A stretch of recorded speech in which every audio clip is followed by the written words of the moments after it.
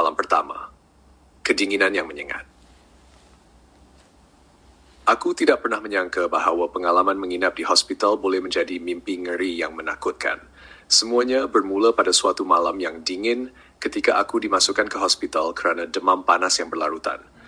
Hospital itu terletak di pinggir bandar, jauh dari kesibukan kota. Sebuah hospital lama yang penuh dengan kisah-kisah seram yang sering diceritakan oleh penduduk sekitar. Malam pertama, aku ditempatkan di sebuah bilik yang terletak di hujung koridor. Bilik yang jarang digunakan kerana katanya sering ada gangguan. Namun aku tidak ada pilihan lain kerana bilik-bilik lain sudah penuh. Lampu di bilik itu agak malap, memberikan suasana yang suram dan sejuk. Aku cuba untuk tidur, namun rasa tidak selesa dan dingin yang menyengat membuatkan aku terjaga. Sesekali aku terdengar bunyi seperti kerusi diseret dari arah bilik sebelah. Bunyi itu terus berulang-ulang mengganggu tidurku. Tepat jam 2 pagi, aku terdengar bunyi tapak kaki menghampiri bilikku. Bunyi itu semakin lama semakin jelas, membuatkan jantungku berdegup kencang. Aku memberanikan diri untuk melihat ke arah pintu. Dan alangkah terkejutnya aku apabila melihat bayang-bayang seseorang berdiri di hadapan pintu. Aku tidak dapat melihat wajahnya dengan jelas kerana lampu di koridor juga malap. Bayang-bayang itu berdiri kaku, tidak bergerak. Aku cuba untuk memanggil jururawat, tetapi suaraku seakan tersekat di kerongkong. Akhirnya, aku hanya mampu memejamkan mata dan berharap semuanya hanyalah mimpi. Malam kedua, suara-suara misteri.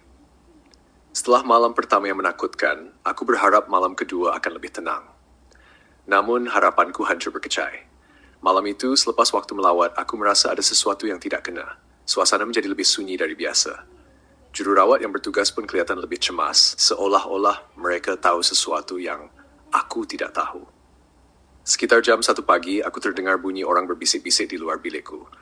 Bunyi itu kedengaran jelas dan membuatkan bulu romaku meremang.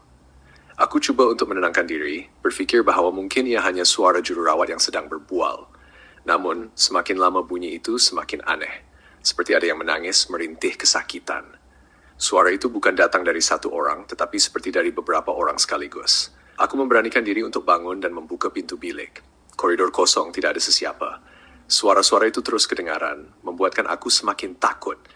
Tiba-tiba, aku merasa ada tangan yang memegang bahuku dari belakang. Aku berpaling dengan cepat, tetapi tidak ada siapa. Rasa dingin menyelubungi tubuhku, membuatkan aku berlari masuk semula ke dalam bilik dan menutup pintu dengan kuat.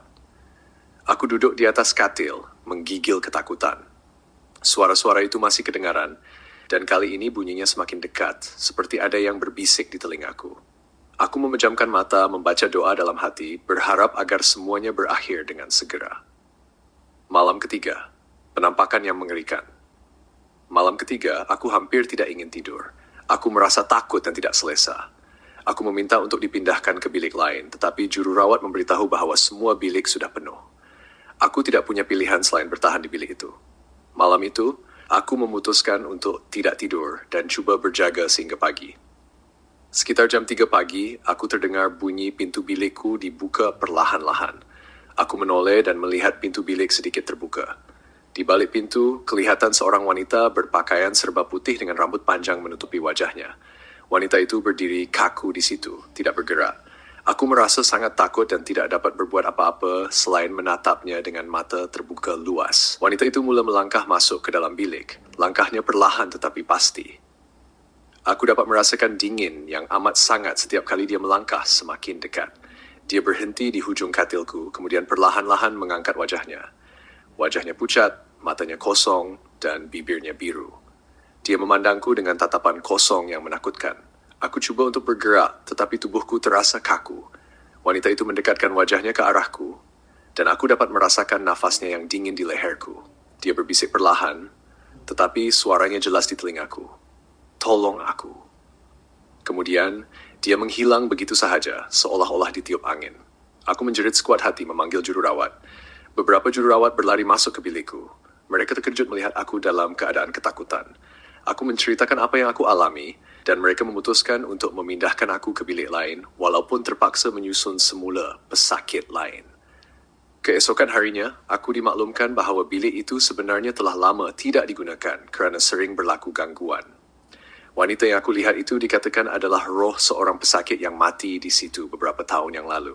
Dia mati dalam keadaan yang tragis dan rohnya tidak tenang sehingga kini. Pengalaman 3 malam di hospital itu benar-benar meninggalkan kesan yang mendalam dalam hidupku. Aku tidak akan pernah melupakan ketakutan dan kengerian yang aku alami. Hospital yang sepatutnya menjadi tempat untuk pulih dan sembuh telah menjadi tempat mimpi ngeri yang paling menakutkan. Sejak kejadian itu, aku selalu berdoa agar tidak perlu menginap di hospital lagi. Kisah seram di hospital itu akan terus menghantui ingatanku sepanjang hayat.